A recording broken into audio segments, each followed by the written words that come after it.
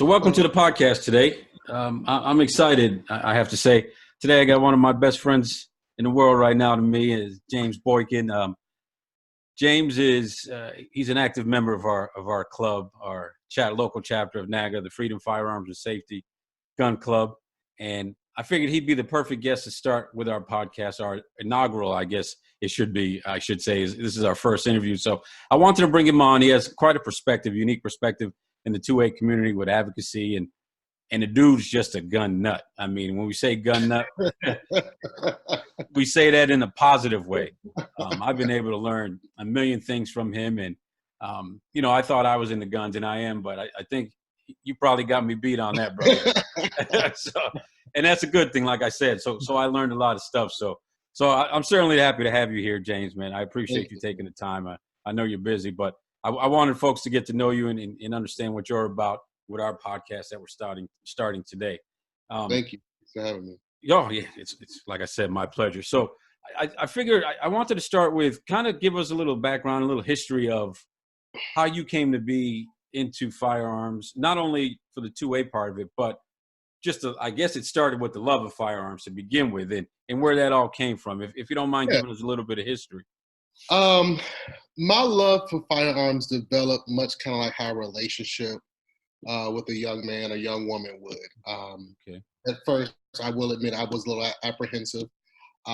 Basically, growing up, spending the majority of my life in Chicago, we were, taught or conditioned to not have firearms, and that the only person that has a firearm were either a cop or a bad guy. Right. And if you were in the cop and you had a gun, you were automatically the bad guy. Right. So that was my whole. I was your quintessential Chicago, blue Democrat, and just in everything, right? Yeah. Until one day, and I could just share you. This is kind of what kicked it off for me. This was my coming to Jesus moment. One day, my wife called me and said, "Hey, babe, I'm working late." And I said, "Okay, no problem." So like any self-respecting husband, I went home early, right. get some time for myself, fire up some ESPN, order a pizza. And at that time, we had just bought our first property together. It was a duplex condo on the west side of Chicago. And me and her, we grew up on the south side. So we didn't know too much about the west side, but, we just saw there was a progression. This is right before the crash of 2008. Okay. We saw that there was a progression coming westward, so we call ourselves getting ahead of it, trying to buy something cheap and hopefully that it would, appreciate or whatever. But we were conscious in the fact that when we bought it across the street, literally across the street from an area police station. Oh. And so the area, you have your districts and your area police stations. Area police stations tend to be larger. They're the ones that have, full-on jail cells. This one had a courtroom and everything. It was just fully decked out police station. So we lived literally across the street. We look out our window, we can see the police station. Wow. So back to when she told me she was working home late. So I said I went home early. And while I'm sitting there chilling watching ESPN, someone is trying to kick my door in. They try to kick my door in. And I'm like, oh, come on, man. So I'm like, maybe they don't know I'm home. So I'm yelling and whatever while I'm dialing 911 at the same time. They hear me yelling and they're still kicking the door in. They're really trying to get in my house. And they're kicking and kicking and kicking. And now they have broken the glass security door that we had in the back. One of those shatterproof glass doors. So now it seems like it goes from being a kick to maybe more of a thud, because it seems like they're trying to hit it with like a garbage can or something. They're using something more than just a foot. So 15 minutes go by, 20 minutes go by, but now they're really working on this door. They know somebody's home. 20 minutes ago, Chicago Police Department tells me, hey, we'll be there. And so I took it upon myself to, in the middle of winter, chase a guy down, and I opened up my garage door, grabbed a golf club. That was the only weapon I was allowed to have. Right. The golf club. And now I'm chasing this guy down the alley, in a pair of basketball shorts and a tank top, dead of winter. Chicago police show up 30 minutes later from across the street. From across the street. Wow. From across the street. When I asked what took so long, The police officers politely told me that I unfortunately called between shifts. Okay. So that got my wheels to turning in Yeah. that, A, what if my wife would have been home? Right. B, what if my wife would have been home and the guy would have got in? So now we're talking 20, 30 minutes with someone in the house with my wife. Man. If you're going to tell me that I don't have the right to protect myself, then I'm going to need your police officer response time to be 15 nanoseconds, right? And Right. it needs Right. to be Yeah. ridiculously fast. Yeah. You're telling me that that we can't protect ourselves. We can't have a firearm. However, you are not providing an adequate service to us for us to be able to feel reliable on you. Right.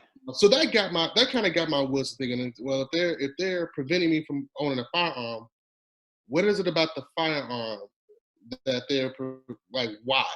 So in looking at more of a self-defense aspect of it, kind of started me down my path um, for firearms. I Right. always kind of look at it, people either come to firearms via family, hunting, recreation, or self-defense. Those are generally the primary channels that people come to firearms, and then Yeah. mine was self-defense. So fast forward a couple of years, I had joined the Illinois Rifle Association. I had joined the NRA because they were pretty much the only ones that I thought was fighting for our rights, and Right. was pretty involved in with those two organizations. And then lo and behold, we get the McDonald case, Chicago v. McDonald, which went to the Supreme Court. And so basically, it says that we have a right to protect ourselves, Right.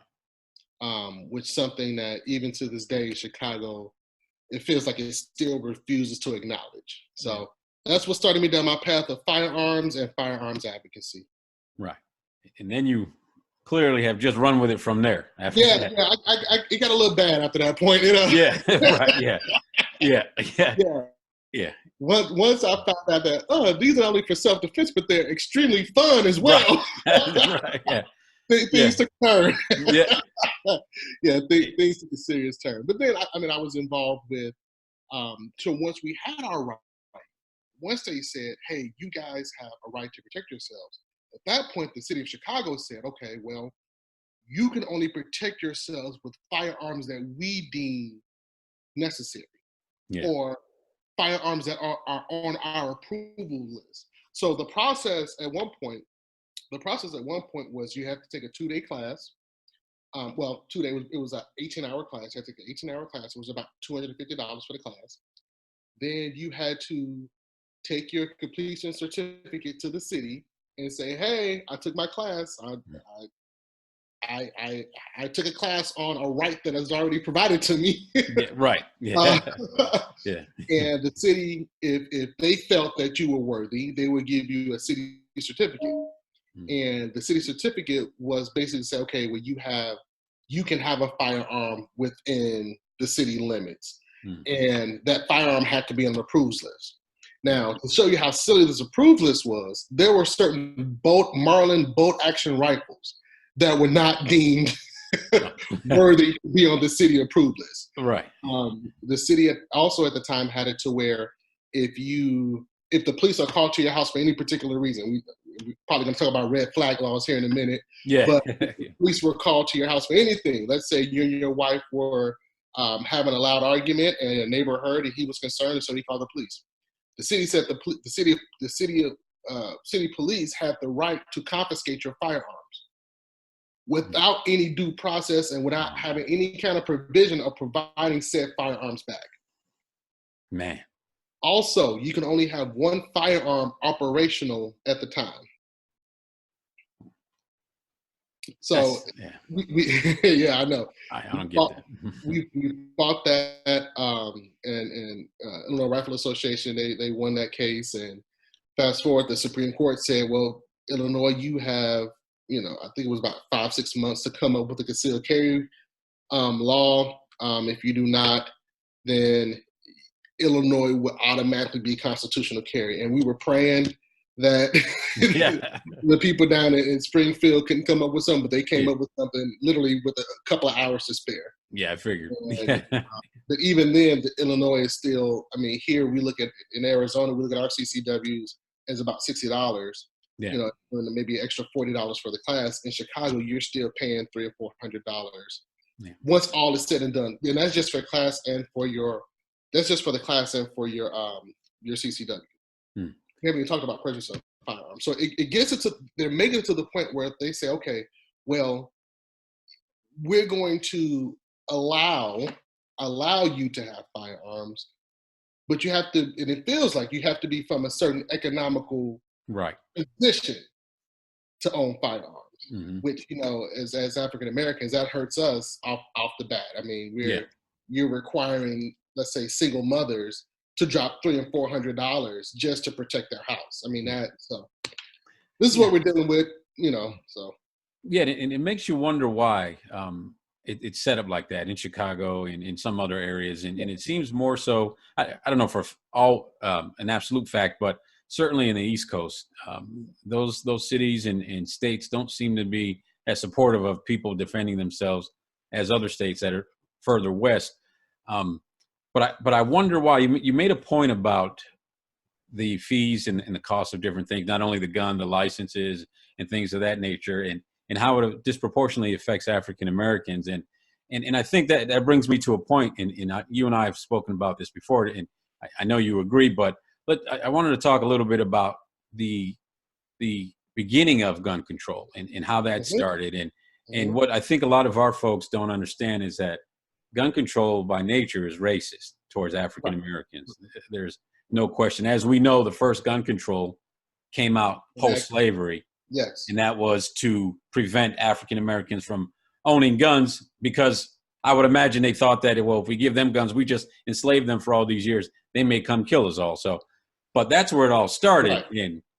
And so why do you think, though? I mean, it seems to carry that way. And I don't understand why we support it so much. And I don't understand why it continues to be that way. And there seems to be a focused effort to hold us back from protecting ourselves. I think it boils down to freedom. Okay. You can keep a people dependent on you. Yeah. You have essentially still kept them enslaved. Yeah. You depend on me for your protection. You depend on me for your food. You depend on me for every aspect, your housing. Mm-hmm. You depend on me for every aspect of your life. You have essentially kept them enslaved. Yeah. To me, there's nothing more freer than someone having the ability. And it's the first law of nature. If someone has the ability to protect themselves, there's nothing more freer. Right. They are literally, there's a poem where it says, I am the captain of my fate, I'm the captain of my soul. They are literally the captain of their soul at that point. They are the captain of their fate. And so I think there are certain, I'm not going to ascribe political parties to it, because African Americans, we have been wrong when it comes to gun control on both sides, both Republican and Democrat. Oh, yeah. But I think it's a systematic oppression of African Americans. Mm-hmm. And I think it's in everything. I think when they make laws, you look at the 94 crime bill, laws that are disproportionately against African Americans. When we're saying, okay, well, you know, gram of crack versus a gram of cocaine, the gram of crack gives a tougher sentence, right? Right. So it's a way to, although we are free, you know, in a modern sense, we're free. There's still an element of oppression. And so I honestly think that's why things like that happen, because others, and I'm just saying others, have been enjoying the freedom of firearm ownership since 1776, 1779, right? When everything was written. They have been enjoying the freedom of speech, enjoying the freedom of firearms and all those other things.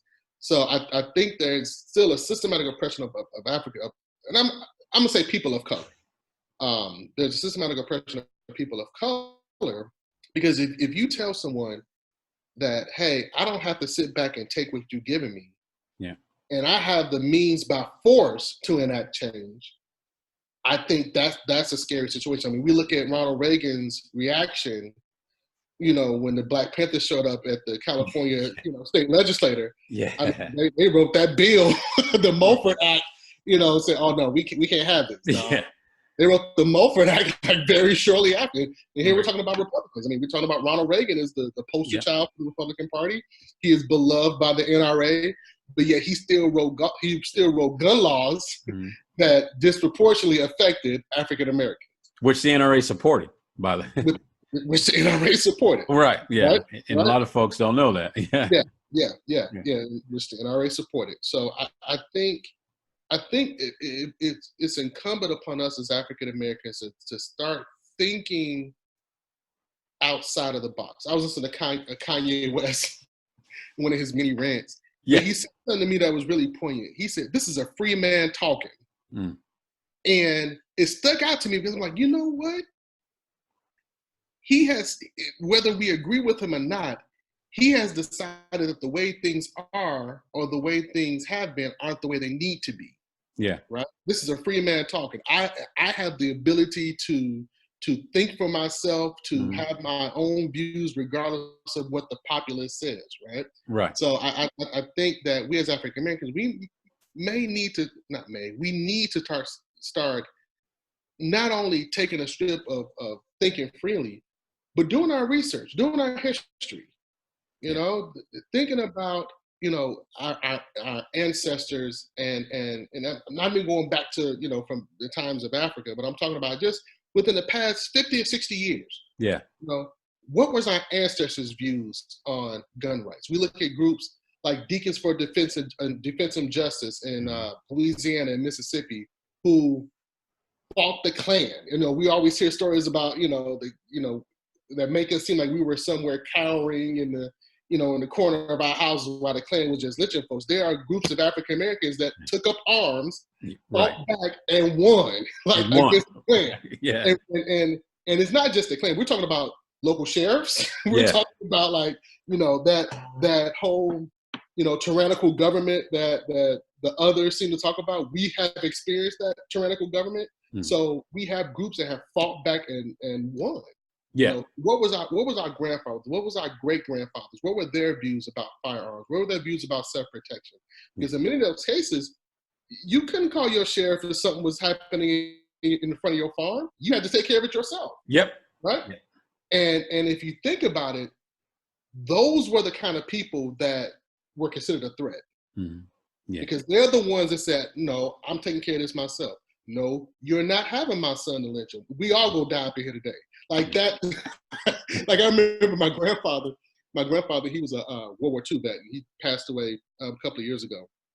But he tells me the story about why he left Mississippi at 14. He hopped on a train car at 14. Wow. Yeah, at 14 years old. Now think about, we have kids. I don't know if I let my son hop on a train car and leave Hattiesburg, Mississippi for Chicago. No. But he hopped on a train car because of some things were happening in Hattiesburg, Mississippi that he wouldn't stand for. Yeah. And his parents were like, "Hey, you need to get up out of here," because they, But he told me a story about there was an issue, and that was his phrase. We all go die today. Like that was his phrase. Like you may get me, but I'm gonna make sure I get you too. I'm gonna get you too. We're all going down. So it's that mentality. Yeah. That strength that African Americans need to draw from, to think about, okay, aside from the political aspect, right? Aside from the bickering between the left and the right, how does this affect me, and how would my ancestors view this? Yeah. Right? Why are they trying to disarm me? Right. Same reason they were trying to disarm our grandfathers, our great grandfathers. Yep. Right. There's a reason why Martin Luther King was denied his CCW in Alabama. Right. We think of these southern states as being, bastions of the Second Amendment. Not always for us, right? Depends on who you are. Right. Yeah. Right. Yeah. It depends on who you are. Yeah. Right. There's a reason why he was denied. Right. I mean, arguably one of the most peaceful men in the history of this country was denied his right to carry a firearm. Yeah. Why is right? Mm-hmm. Right? Why is that? And why does that rhetoric from folks like Bull Connor and George Wallace, policies, great racists of the time. Why does that rhetoric still resonate today? Why does it still resonate in that African Americans shouldn't own firearms? Yeah. Why is there stigma Mm-hmm. with African Americans as it relates to firearms? Right? Yeah, and I think that's a good point. And I go back to something you said a few minutes ago about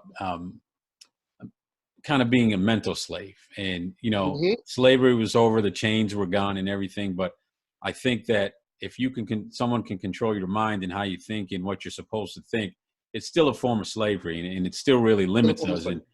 And I don't know why, quite honestly, so many of us are against guns, so many of us against protecting ourselves. And even if you think to yourself, and in part of our organization, our local chapter, and you know this as well, you have friends in law enforcement, and I have family. We all have connections somewhere. So we're far from anti-police of any kind. But if you're talking about African Americans, you get some on one end that'll say, well, the police are out to get us. They don't protect us. They're killing innocent folks. Whether you agree with that or not, that's not my point here. But there's certainly this feeling in the African American community that the police are not there to protect us. So now, if you say that and believe that, how on the other side do you say we should be limited on what we can do to protect ourselves? It doesn't seem to make sense. We're so conditioned, I think, and so brainwashed to think that it's bad. And only thing we've ever been shown is if you have a gun, you're a gangster, or a gang member. There's no question. Exactly. So I'm a little bit confused by that, and I don't know why more of us don't open our eyes. And you brought up Kanye as well. He's certainly a strange character. I mean, everyone knows that. Very strange. Very strange. And that doesn't mean he doesn't ever make a point. Exactly. For me, I have to kind of filter through what he may be doing for some sort of publicity. I don't know the man, so I don't know what his emphasis is and what his reasons are. But I think just thinking, it doesn't mean you have to go and follow Trump or anything, but think of something else. Yeah, that's all I'm trying to say. And again, with the point of whether you're Democrat, Republican, again, that's on you. But certainly, historically, we have to look at what's happened under Democratic rule in some of these inner cities, and it hasn't been favorable to us.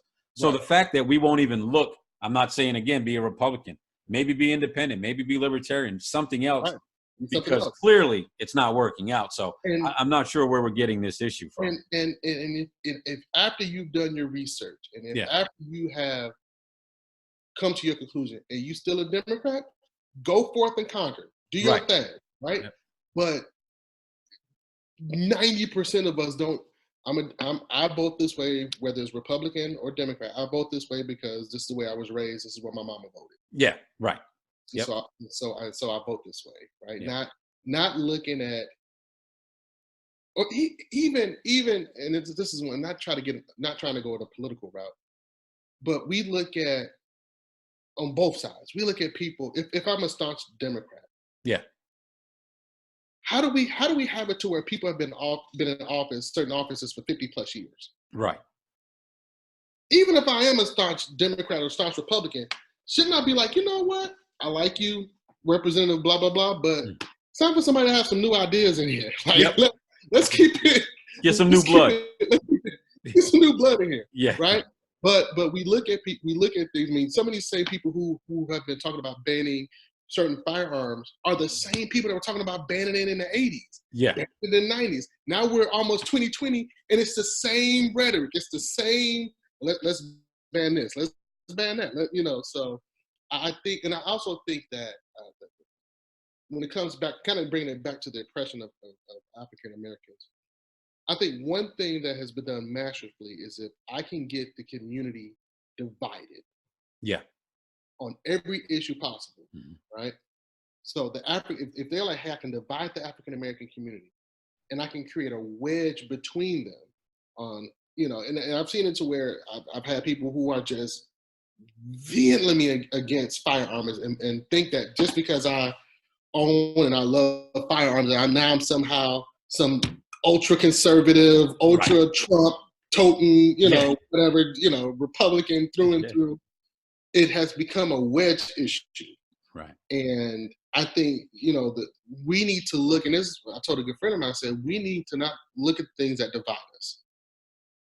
but we also need to look at the things that unite us, right? Right. I'm quite sure there's more things that unite us than divides us, right? No question. So, but I think that's by design. I think that I don't think that's by accident. I think that's definitely by design. It's another form of, when you look at, the Willie Lynch letter, right? And that was one of the tactics used of, dividing the light skin when it gets the dark skin, when the males against the females. So we look at these tactics as being used, and you can't help but to sit back and just think like, this isn't a coincidence. No. This isn't a coincidence. So yeah, and it's certainly not a coincidence. If you just do a little research and look into it, it's pretty clear. The thing again, and it's I'm saying this again, but the thing that baffles me, and not that, and I'll say this real quickly, not that I'm some enlightened person that knows more than anyone else, but the part that baffles me is we buy into it and we promote it, and we keep it alive and we keep it going. All of these things. You want to hear something crazy? Yes, please. We buy into it, like you said, we promote it. We buy it hook, line, and sinker. Yep. But we love folks like Malcolm X. Now, make that make sense to me. Yeah, right. Yeah. We love Malcolm X. Right. We love Muhammad Ali. Yeah. We love these guys. Yeah. But no, you don't need a firearm. But I walk around, back in the 90s, the 80s, we used to wear the little Malcolm X medallions. And sure. Yeah. Right? Yeah. But you don't need a firearm. Yeah.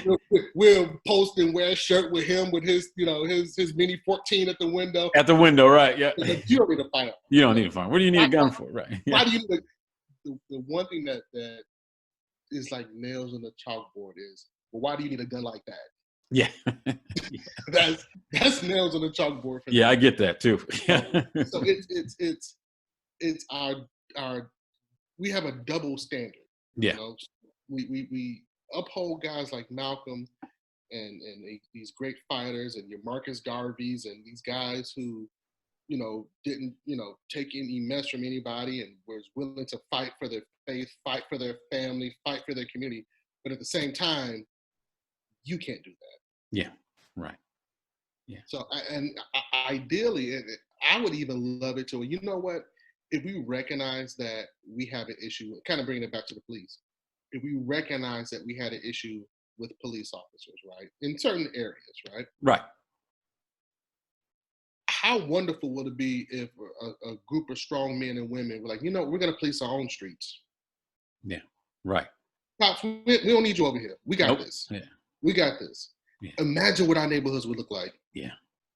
Imagine what our corners would look like. I mean, I here again, being in Chicago, I just drive and I would see dope boys on every corner. Right. Imagine if 40 to 50 brothers in the neighborhood or sisters in the neighborhood. We're like, no, we putting an end to this. We're putting it into it. Yeah. Yeah. And so we look at groups like Black Panthers who did things like that, right? And we hold them up in such high esteem, but you don't need a gun like that. Right. Yeah. And speaking of that patrol, there are some, I don't have the information with me, but there are some cities and some more communities where there are African Americans patrolling their own. Nice. And relying on themselves to protect each other. And, again, and even the best intentioned policeman can't be there in a second. So no. We look at this. We look at the mass shooting that happened, what was it, 2 days ago, the one in California? Yeah. Police response time is 2 minutes. Yep. And that's considered phenomenal. Yeah. In my case, it was 30 minremits. Yeah. From across the street.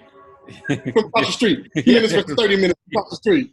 So, and I remember correctly, the national average for police response time is 11 minutes. You said 11? Wow. 11 minutes. A lot of damage can happen in 11 minutes. Imagine, and especially for our sisters. Yeah. Imagine what could happen in 11 minutes. Yeah. But you don't need a gun like that. Yeah. I don't want to imagine because I know, and we've seen it. Well, even with the response time in the shooting you were just mentioning, I think, 5 or 6 people were hurt, 2 people died. And that's with a 2-minute response time. That's a 2-minute response time. Yep. Yeah.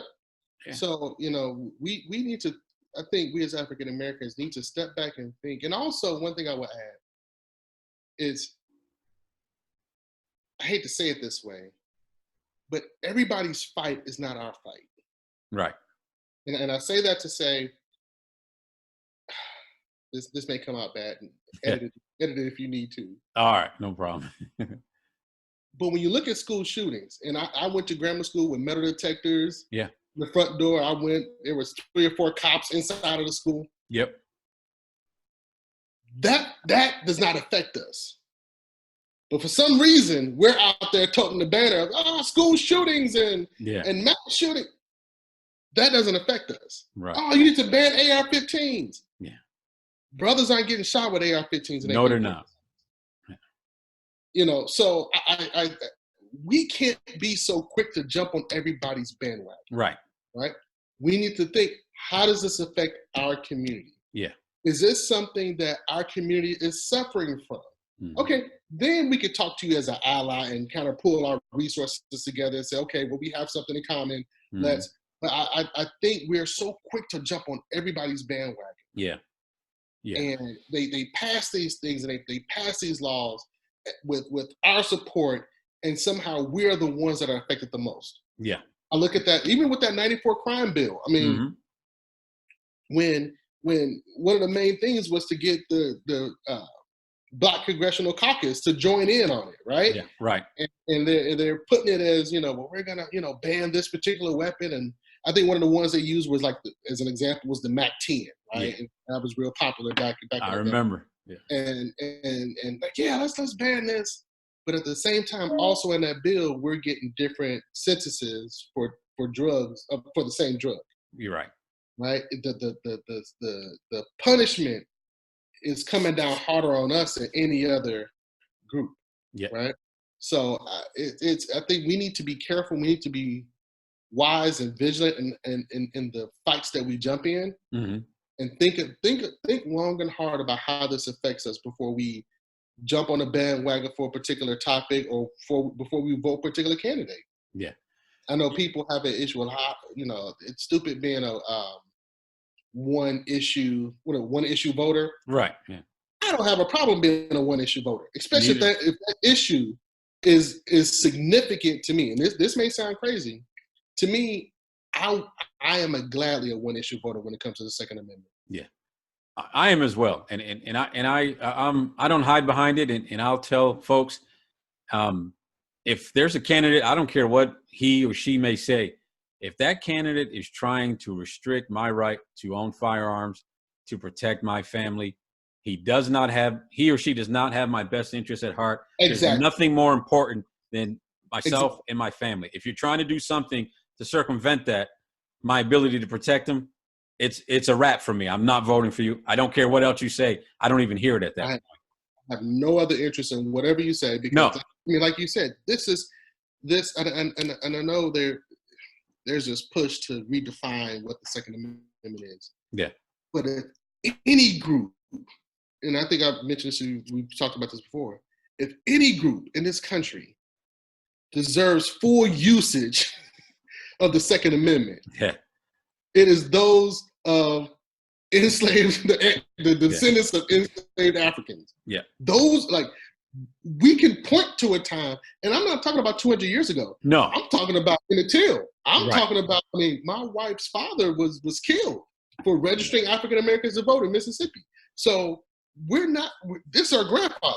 We're not talking about 100 years ago. Everybody say, well, get over it, that was slavery. No, we're talking, we have people alive today who were I remember having to count how many bubbles was in a bar of soap in order to register to vote, right? Yeah, so if you're telling me, as Mr. Politician, Mrs. Politician, that I don't have an inherent right to protect myself, and if you're willing to deny me that right of self-protection, which comes to the heart of, like I said, it's the first law. Self-preservation is the first law of nature, right? We're talking caveman stuff, right? Right. If you're telling me that I don't have that right, then who's to say that you won't say I don't have the right to freedom of speech? Right. Who's to say that you won't roll back the 13th, 14th, and 15th Amendments? Exactly. Since you're so freely willing to knock out the second. Yep. What about the other ones? What about the other ones? Right. Yeah. So I have and to me, there is no other topic on the table that speaks directly to a right. Yep. Nobody's talking about freedom of speech. We understand it. We got it. We know we got it. Yep. Right? Nobody's talking about, well, they should, but the 13th Amendment, freeing the slaves, and we're free, right? Although Yep. there's argument to be made about the prison system. The prison system, right? Yeah. Right? Yeah. But nobody's arguing these things. We're Yeah. specifically arguing people's right to defend themselves. And one thing that we can't do as African Americans is to live in a bubble. Yeah. And to say, well, this doesn't affect me, therefore I don't care what you do with it. And so I think that kind of brings us to our second group of African Americans. We have those that are vehemently against it, but you also have that group that's like, it doesn't bother me, so I don't have a gun. Yeah. I don't bother with a gun. Yeah. Right. Yeah. Which, if that's your stance, fine. Right. If you pie in the sky, you think nothing will happen, or you think that somehow, you would never have to call the police, or you just live in la la land, great. But some of us live in the real world. Yeah, right. Right. Exactly. Some of us know things happen. Yes. Right. Some of us have experienced things where it's like, you know what? I wish I would have had a firearm. Yeah. Yeah. Yeah. Yeah, no question. And that, as you're saying some of this, that brings me, I was thinking of something, as you said. One thing I want to go back really just quickly. When you were talking about something that struck with me, you were talking about us as a people always jumping on a bandwagon, supporting others. And I'll be real brief with this. I wanted to throw in the point that I wish that whatever other group there is that's out there feeling marginalized, they always compare themselves to the plight of the African American in this country. And I don't mean just slavery. I just mean in this country throughout our lives, our parents' lives. But I wish, I'm fine. I'll work with you. But how about this? You fight for us first and show me that you're really committed to us. Then maybe we could talk about lending some support to you. We're always jumping in. Then when it's time to reciprocate, crickets. I don't see anybody around. So, that's a little bit disheartening. And we continue to get fooled by that, I think. And I think it's damaging not only to our cause, but also to us as a people. And some of these causes that are supposedly pro-Black, pro-African-American, when you peel away the layers, you find out it's not even African-Americans behind it. You know what I mean? Right. So, yeah. And I don't want to get too specific, but I think you know where I'm headed with that. You know what I'm saying? I know you're going. Yeah. And so it's sad because we are so and maybe this is just our great good nature. Right. We're so willing to help others. Right. Without requiring them to stand up for us. Yeah. Yeah. When we look at even Martin Luther King's letter from a Birmingham jail, his letter was to the Caucasian clergy, right? And in that letter, he's saying, how can you sit by and while others are fighting the fight for freedom that you preach from your pulpit every Sunday, how can you sit by and watch while others fight while you do nothing? Yeah. And that's what's happening. We are fighting other people's battle without requiring them to come and fight our own. Right. Yeah. And that's a problem. So they know that, okay, whatever hot button issue, they know, I can count on this African American group. Oh yeah, they'll show up. We have a march. Oh yeah, I can get this group to show up, right? Yeah. But here's my thing, and kind of to bring it to where I'm from. I look at how marches were organized nationwide for, I think at that time it was at Stoneman Douglas School, right? And my sincere, heartfelt sympathy and prayers do still go out to those families that have lost lives. Sure. Look at how nationwide people were walking out of schools. Yeah. Nationwide, they were organizing marches and they were organizing these speeches from the Capitol and state Capitol. Meanwhile, where I'm from, 30 people get shot in a weekend and nobody says anything. No walkout. There's no walkout. Nothing. There's no national moment of silence. Yeah. There's no, we got to go talk to our president or our senator or our congressman or this is an epidemic. Nothing happens. Nothing. But meanwhile, even our people are like, we need to ban this particular kind of weapon. This is what was used in. This does not speak to our issue. No, it doesn't. And we are here. That to me, that's an example of jumping on someone's bandwagon Yeah. without them addressing the issues that affect the African American community. Yeah. And it's becoming a problem. So yeah, they know they can count on us for when there's a march or when there's someone giving a speech or when there's right. Mm-hmm. But where are these same people who are calling prominent African Americans and the African American community to show up for them? Where are they when 20 and 30 kids are shot in a weekend in Chicago? Yeah. And I use Chicago as an example because I'm from there. Right. So Makes sense. No, yeah, I get it. yeah, people Yeah. use Chicago, and I hate when people use it on the news. It's like, oh yeah, Yeah. Yeah. yeah. It's no, I'm from there. Yeah. You know, I have friends who have lost their lives due Right. to, and I'm not going to call it gun violence. And that's another thing that is like nails on the chalkboard for me. We don't have knife and bat violence. Why do we have gun violence? Yeah, exactly. So Well, I'm going to say I have friends who have lost their lives to drugs, to the drug game, to violence in general, right? Mhm. But there's no national moment of silence, and it could be when that the people in Chicago who are dying don't look like them. Yeah. Yeah. It So makes you wonder why. Yeah. so they can compartmentalize and be like, well, that doesn't affect me, so Right. I don't have to go and join, help them out. That would never affect me. But Right. by the same time, they're asking us to join them, and it's I think we need to clean up our own house first before we go help somebody sweep out theirs. Yep. Yep. I agree. And a funny thing about that, when you were talking about the walkouts, not that that's funny, but I was watching an interview. You probably saw it as well with Killer Mike at the time of this, and he was saying that he was talking to his kids. You walk out of school, you walk out of my house, and he said, "We're a gun family." Exactly. So exactly. But for the same point you said, I agree with him on that. yeah, me too. No, don't get it twisted. Yeah, that's not our fight. That's it. Right. That's what he was saying. Exactly right.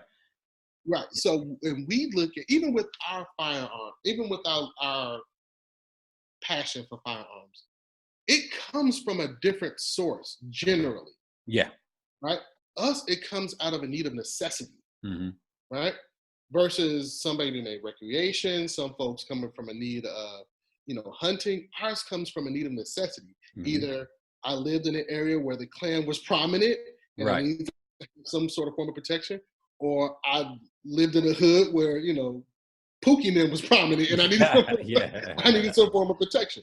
Yeah. So our infatuation comes from a different source than others. And so when they're trying to get us on these certain bandwagons, what is their ulterior motive?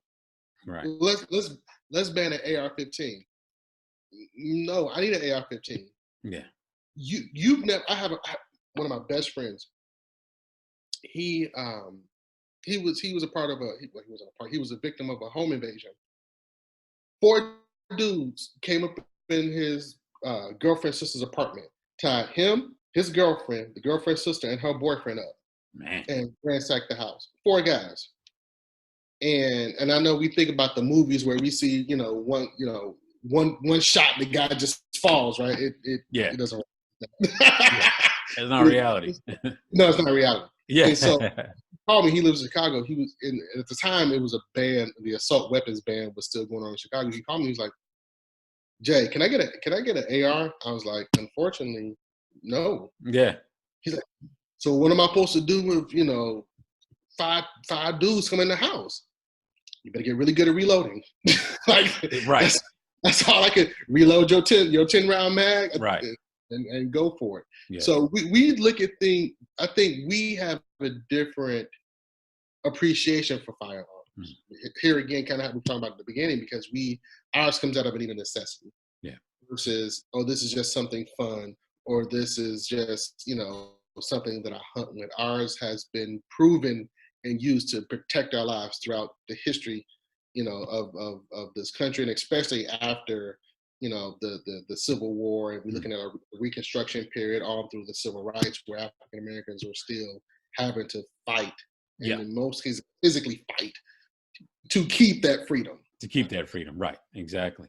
Yeah. And then as you say that, and you mentioned this a little earlier too, that brings me to a point about the Second Amendment. And you were talking about some folks who want to rewrite the amendment, the second one. So an example, so as everyone knows, and that we have a local gun chapter of the National African American Gun Association. We're the only one in Arizona, the Freedom Firearms and Safety Gun Club. So I often get emails from folks that reached out to the national organization, and then they put them to me because they're in Arizona. They want to know about it.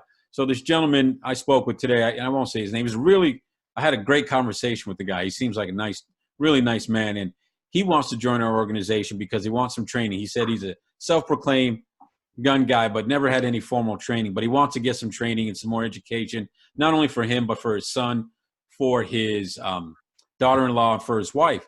So we're talking, and I made mention of, and I used the term anti-gun. And then I want to get your opinion on this. He proceeded to tell me, well, you know, that with that word, when I hear anti-gun, I think there are different levels of that. He's like, there are a lot of us that are pro-gun that are not anti-gun, but he made the statement that he is not anti-gun, he's pro-gun. However, he doesn't think we need to be combat ready. These are his words, not mine. Combat ready. And he doesn't think that the so-called assault weapons, AR-15, the AK-47s, should be in the hands of anyone except the police and the military. Like I said, real nice man. I told him at that point that I totally disagree with him. Obviously, I said, we don't need to get into it right now on the phone because I just met him. I said, but we can certainly discuss it, and we can do so respectfully. And he understood that. But it really took me back because it took me by surprise. I don't see how you can be both, because clearly you're just being fed information. If you're making that statement, you're really not understanding what those weapons are. So if someone says that to you, what do you think about that? What would be your response, and how do you react to something like that? My initial response would be, man, you crazy? Well, that was good. I just didn't say it out loud. Right. Second, okay, apply that same logic to any of the other amendments. First Amendment. Yeah. Well, I think you have the freedom of speech except on the internet. Right. I think you have the freedom of speech except in, you know, a public, you know, a public town square or a park. Right. Like, yeah. If we're gonna add restrictions to the amendments, then you have to apply that same logic to every other amendment. I think that African Americans should be free, however, not in the state of Alabama. Yeah, right. Yeah, right. Right. If we're gonna add these caveats to it, then it takes away from the intent and the spirit of the amendment or of the Constitution, and in this case, the Second Amendment. Yeah. That would be my first thing. Would apply that logic to another amendment and see how does that work out, right? Second, I think it's from an educational standpoint. And I think you hit the nail on the head. We are fed so much information, and especially nowadays with having the world at our fingertips with our cell phones. We are fed so much information that it's actually, this may sound crazy, but I believe it actually has come to a detriment, because we only focus on the information that we like. Right? Yeah, good point. So, and here's an example. If I'm a Republican, I only watch Fox News. Yeah. If I'm a Democrat, I only watch MSNBC. Yeah. So I don't get the other side of the argument to come up with my own ideas. Yeah. Right. And I think that's something that has changed in the recent years with the advent of the 24-hour news cycle versus back in the days. Used to be like, here's what happens. This Walter Cronkite, right? Here's what happened. This is what was done. Good night, right? Versus now we're being told how to feel, what to think about certain issues, right? So I would advise that brother, okay, if you feel that way, have you ever shot an AR-15? Have you ever shot an AK-47? These and many people use, well, these are weapons of war, right? These are combat weapons. That's what he was saying, yeah. 99% of all weapons are weapons of war. Yeah, right. Exactly. At some point, I mean, we're talking, if you want to go to a muzzle loader. At some point, it was a weapon of war. In 1776, that was a weapon of war. That was a weapon of war, right, yeah. But I think not educating yourself is one of the worst things that we can do. Somehow people think that an AR-15, a civilian AR-15, and a military M4, M16 is the same gun. Nope. No. So they get this information and they just run with it without doing the research for themselves. Yeah. if he says he's not anti-gun, but he's anti-gun, to me, those are kind of people we can work with. I think so. Yeah. We can, okay, well, come out, try it. Yep. Try this particular gun. Yeah. And I think that boils down to, and it's interesting. He's I don't want to call him pro-gun, but he's pro-gun-ish. Yeah. But he's never taken any kind of training or anything. Right. But he sees the need for it because he talks about his son. Exactly. Right. So I think those are the kind of people that we can work with. Try it out. Now, I will have I don't want to say a lot more respect, but I will look at you differently. Like, say, you know what? I tried the AR-15. I just don't like it. Yeah. Okay. No problem. That's totally no problem at all. It ain't for everybody. Yeah. Yeah. Go ahead and try his AK-47. See if that changes your mind, right? Yeah. Right. But I think the education piece of it is the part that I think, whereas National African American Gun Association, even groups where you look at the Pink Pistols, which is LGBTQ. Right. I think that's right. Yeah. Yeah, I got to make sure I got all the letters. Right. Yeah. LGBTQ organization. When we look at, especially minority group, Jews for the Preservation of Freedom, right? Yeah. The Jewish gun group. Our jobs as a gun collective is to inform our people, right? And I think that's a monumental task given this day and age, given because we have to combat everything that they see on TV, everything that they hear on the radio, everything they see on the news, all these, mass shootings done with AR-15s, and they think the gun is more powerful than things like this, a cannon, right? I think our job is to educate people. Yeah. To show them, and at our meeting, our resident doctor, said something very important. We need to normalize. Yeah. To me, that stuck out. We need to normalize gun ownership. We need to normalize AR-15s, AK-47, these so-called assault weapons, and I put air quotes because these are far from assault weapons. Yeah.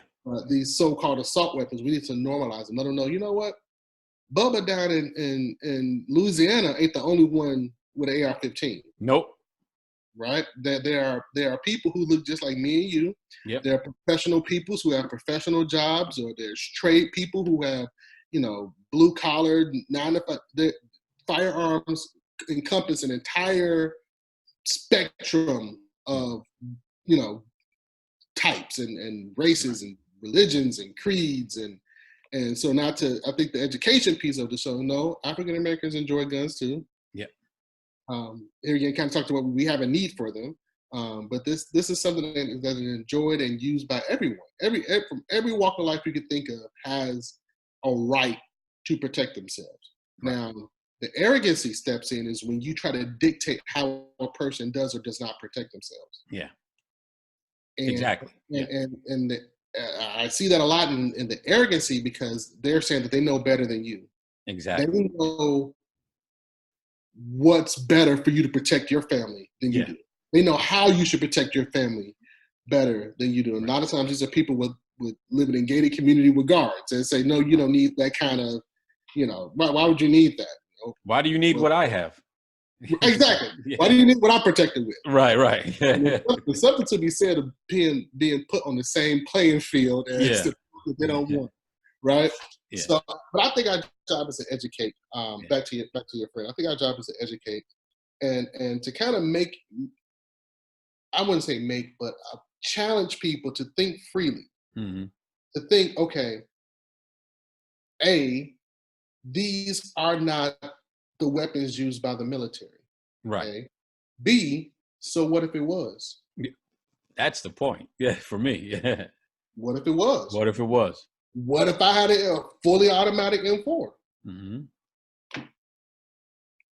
When the founders wrote the Second Amendment, the people were the military was the people. Yeah. So there was no separation of, well, the military has this, civilians have this. No, the civilians were the military. Yeah. Right? So they looked at it totally different. You took your rifle home. That was a means for you to protect yourself. That was a means for you to get your food. That was one of the most important tools that a person can have in their house. Mm-hmm. And so I think now it's you don't need a fully a fully automatic rifle. Why not? Right. Yeah, I agree. Look, I bet those people in Hong Kong wish they had slingshots or I, something, something. I bet you they did. Yeah. something. Yeah. So Yeah. I think it's up to us to change the conversation, Mhm. change the yeah, like I said, change the conversation and challenge people. Why do you think the way that you think? Why do you think no one should own a particular type of rifle? Right. You know, and it's up to us to be informed of the data, Yeah. right? I had a conversation, which I was heated. I had a conversation with a friend of mine, Yeah. and we You we were were heated. Yeah. yeah, we were arguing because he's like, well, nobody, these are just weapons of mass destruction, and yeah, he's going on and on and on, and I'm like, 297 people were killed with rifles of all types. We're talking top loaders, muzzle loaders, bolt action, AR-15, like semi-automatic. Like lever action. Like we're talking about rifles All of rifles. Right. 297. It is far from an epidemic. Like Far from it. Yeah. it's far from an epidemic. So it's Kanye, back to our Kanye West comment. This is a free man talking. Mhm. Why is this weapon shoved down our throat is the one we need to get rid of? Yeah. 297. Yep. Well, I think it's because, and I've said this, I think probably said it to you, is that the anti-gun folks or any crusade, you need an evil symbol. You do. And you couldn't put up a 9mm handgun. It's not evil enough. Doesn't matter that handguns kill far more people than rifles. The Yep. AK-47, the AR-15, right? They look scary. So people that don't know, they're scared by it. So that's the symbol you put up there, and that's how you kind of you proceed with this whole crusade about we got to get rid of guns. If I can show the scariest thing out there and just misinform everyone, Exactly. because we know people are going to just buy it hook, line, and sinker, Yeah. then this is what we do. Yes. Yeah. And there is a precedent for that in this country. Yeah, no question. We look at ever to be played in the White House, Birth of a Nation, right? Mm-hmm. How we depicted African Americans as these savages, right? Yep. Raping white women, and we were just savages. Right. And it gave rise to violence because now other groups are scared, right? Yeah. So it gave rise to violence. We see the explosion of the Klan after that movie was shown. We've seen, just violence towards African Americans in rural areas and even, urban areas after that was shown because now people are scared. Yeah, right. So if I can get you to be scared of something without actually understanding it or them, then I have control over you. Yeah. Right. Yep. Same thing with the rifle. If I can make you scared of something without actually understanding it and without actually having an encounter with it, then I have control over you. Yeah, right. And so I think that instead of us being scared of something, we need to understand it. Yep. Without question. We need to do our research on it. See if I can see if this can shoot faster than a 9mm handgun. Right. You know what I'm saying? Yeah. I don't say play around with it, but come up with your own hypothesis and be your own scientist, right? Right. Yeah. Right? See if what they're really telling you is the truth. Yeah. Right? This thing's 5,000 rounds a second. I know. Okay. And semi-automatic. Go get you 5,000 rounds. Yeah, right. And see if that's true. Right. and see if you can replicate that. Yeah, right. Oh yeah, this thing they're fully up. One trigger pull, it just goes off. Right. Yeah. Right. Yeah. So we take these things. We take verbiage. How many times have you heard somebody call an AR-15 an automatic rifle? Right. We take we take this verbiage. We take these lines of thought from people. Yeah. And we, make it our own to our own detriment. Yep. We start believing the lie. We start believing what people are telling us without actually having researched it, without actually having, thinking it through for our own self. Yeah. Right? And so it seems like back to the guy you were talking to. It seems like that's probably what has happened. Yeah. And it's funny. I remember saying, and I actually presented this to my family who was anti-gun. it was a picture of a AR-15, Mm-hmm. um, and it was the picture below it was Mini 14, but the Mini 14 had a wooden stock. And I Okay. asked him, which one is the assault weapon? Yeah. Oh, it's the black one. It's the AR-15. It's the Right. And I said, essentially, these are the same exact guns. Yeah. Right. No, it's not, So, Yeah. but they're showing an image without actually understand how it functions, and they come to the conclusion that, oh, this one's bad, this one's good, Yeah. and we Yep. do that with people.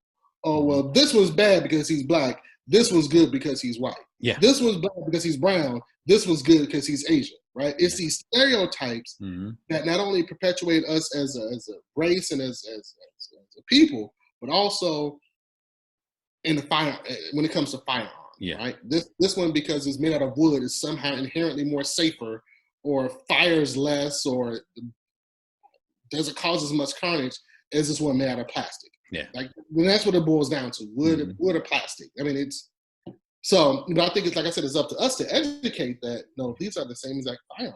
Mm-hmm. This one functions essentially the same as this. Yeah, Right. the furniture may be different. The wood and versus plastic may be different, but it's essentially the same It's the same. in functionality.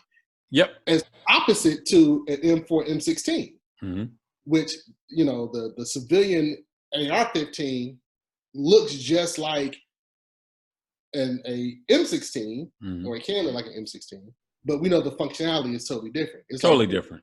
Yeah. like putting a Pinto engine in a Ferrari. Yeah. Right? Exactly. Yeah. Exactly. Yeah. That's what we're dealing with. The Right. functionality is different. So I think it's things like that is incumbent upon us to educate and spark up those conversations. And a lot of times, I'm gonna be honest with you, people don't see gun owners like us. When we think of gun owners, we don't think of African Americans. Nope. We don't think of professional African American guys and women, and who are just enjoying firearms. We don't. That's not the first image that comes to mind. So even if we get a chance to change that and challenge them to say, okay, well, we don't fit the stereotype of your average gun owner. Okay, what else have you made stereotypes about that you may be wrong? You're right. And I think that's one thing. As much as I loathe the NRA, I think that's one thing they kind of got right when their NRA TV is that they had Colin Noir, they had Dana Loesch. Dana Loesch, yeah. They had my other guy I can't think of his name, but the other guy who was a former, I think he was a former police African American guy.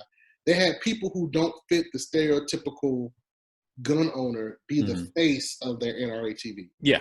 And I think it's things like that that may help us to say, well, no, we're your preachers. We are your, we're your medical professionals. We are your bankers. We're your, we run the gamut. We run right? the gamut. Exactly right. Yeah. And it's not just, Bubba somewhere, with his holding on to his AR-15. Right. No, it's us, Yeah, of course. I think that's one thing that we definitely need to kind of. Yeah, definitely. Yeah, think I agree. About. Yeah. Yeah, I totally agree with that. And education is key, but certainly breaking that stereotype and normalizing it, not only for others, but for ourselves as well. So I think exactly. The education is where it starts. So I think you're right on with that. One of the things I wanted to kind of, because you and me, we could talk about this all day. Let's go. Right. But one of the things, right. I wanted to kind of switch gears a little bit because we talked a little bit in the beginning about how you came into guns, but I think there's even more to your story because it's not only you came into guns because of a need. You told that story of someone trying to break in. Fortunately, it was you there, not your wife. But now you've taken it to a lot of people. I don't know if I said this earlier in this video, in this interview, is that you're also a certified instructor. And in our organization, our local chapter, you're the only certified instructor, which is great because now we can keep everything in-house for training and everything. And that's always been my goal. But I wanted to find out, because I've never had this discussion with you, all the discussions we've had. How did you come to that? I've often thought of that. And maybe at some point it'll really become important for me. And it's important, but it's not at that level for me yet to become a certified instructor. And I'm sure I will at some point. But how did you get there? And what made you go from, being in a restricted city like Chicago to getting the gun. We get that. But that now all of a sudden you're a certified instructor and have a passion for teaching folks. Where does that come from? I'm the kind of guy, I have a passion for teaching. If it's something that I'm passionate about, I love teaching it. Right. So I will find myself at the range always helping somebody shoot. Like just before I became an instructor, just always helping somebody shoot. Right. Not saying that, I'm Jared Mitchlick out here, but Yeah. I do pretty good. But you're all right. Yeah, I seen you. I'm all right. Yeah. I can protect myself. Yeah. But I always find myself helping people and having conversations with them as far as what gun they're looking to buy, and well, what do you think about this, or what do you think about this particular gun versus this particular gun? What do you think about this particular accessory versus? So all people have always been kind of like picking my brain because I am a gun nut. Yeah. Right. So it was actually my wife that encouraged me to take it a step further and go get certified and start my own business. And I want to say it because I was an amazing teacher, but I think my wife did it for more liability. Yeah. Smart woman, though. My wife was very smart. And she's like, okay, wait a minute. Yeah. You need to be protected here. So, but no, it was something where I have a passion, not just for teaching, but teaching our people. Yeah. And I noticed that there aren't many of us. There aren't many African American instructors, not just in Arizona, but throughout the nation. It's not that many of us. Right. So I wanted to have that representation where I can teach our people how to protect themselves, and just even if it's just from a beginner's level. Hey, this is again. If I could help you change whatever preconceived notions that you have about the firearm, my job is done. Right. Yeah. So that kind of led me to start Precision Academy, and kind of start my own business and kind of take it from there. Yeah. This has been a wonderful ride, man. It's been good. So yeah. And I will say, and I have firsthand experience that your classes, and I obviously I think it's because we're good friends, but the classes are just set up really nicely, and it really lends to learning in my respect, because I've been in your beginner classes, and I'm by no means a beginner. And don't get me wrong, I'm not trying to boast as if I'm some kind of experienced shooter, but you're pretty good, bro. I do all right though. Yeah. but I, even in your beginner classes, I learned something every time.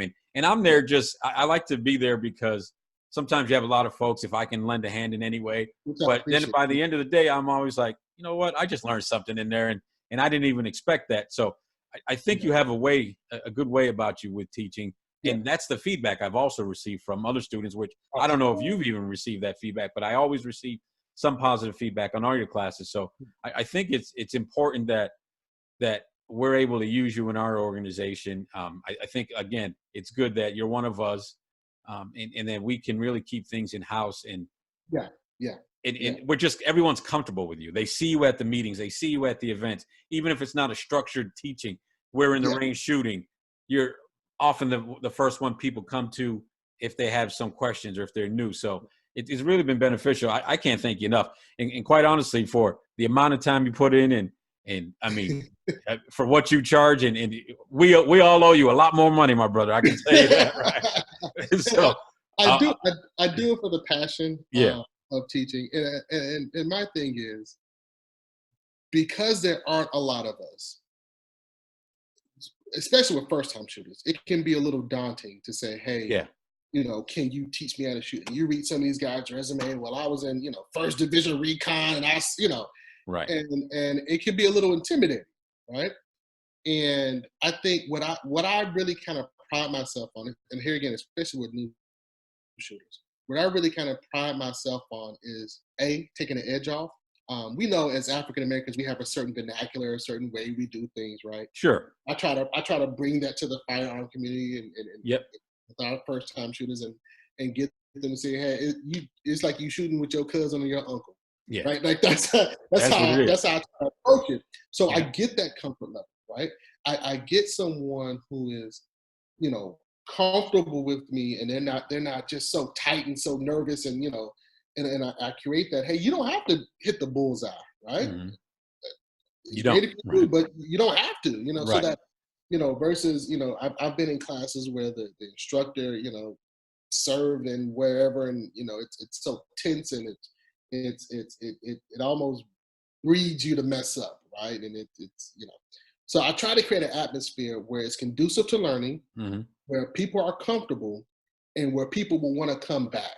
Yeah. And not necessarily from a monetary standpoint, but I think to me, shooting is is a perishable skill.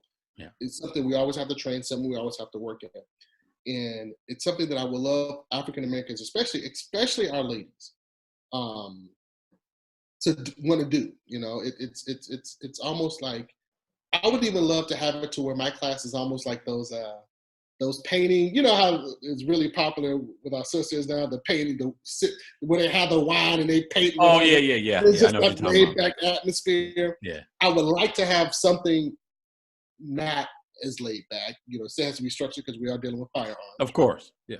But something where you're that comfortable, Mm. right? Where you are telling your girlfriends or your friend to come with you and say, hey, I got this. I know this instructor who has a class and it's really just kind of laid back, and we shoot and we have a good time and we learn something. I like to throw in the science of firearms. I can throw in the history of firearms, so that way people are more.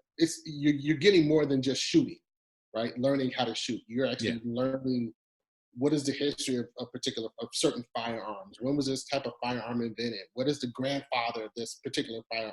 Hmm. And how does a bullet come out of a barrel, right? What's Yeah. the science behind that? To me, that's the kind of the gun nerd in me that Yeah. finds that kind of stuff interesting. Because if you understand how it works, you understand the mechanism, it takes the mystique out of it a little bit. It does. Right? Yeah. And you're not looking at this as this is a dreaded, weapon. This is the AR-15. Now you're taking it from, this thing could put a cup size hole in a person. You're looking at it now as this is just a 22 with a little extra powder behind it. Right. Right. Exactly. Your frame changes Yeah. once you start to learn how it works and what's the mechanism behind it. Right. So I just, like I said, I love teaching. I love having those aha moments with our students that say, well, this wasn't what my favorite line is. This wasn't what I thought. Yeah. Right. You go to classes and even experienced shooters. I remember when I shot a 50 cal for the first time, I thought I would go get thrown across the room. Right. Of course. It wasn't what I thought. It's not what you thought. Right. I thought. So I love those aha moments because that's the stuff that creates future gun nuts, right? Yeah. Right. It does. Right.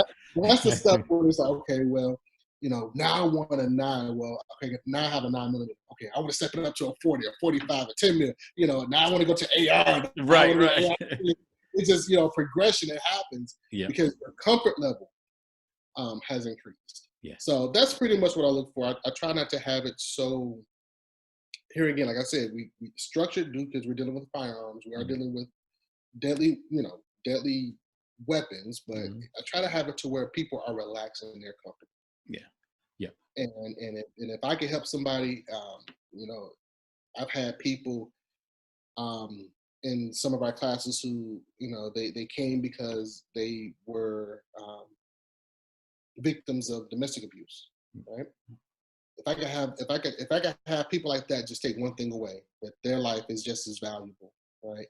Then it's all worth it. Yeah. So that's why we do it.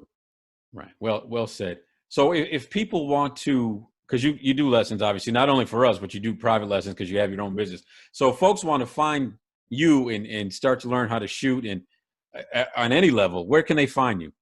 You can go to Precision Academy, www.precisionfta.com.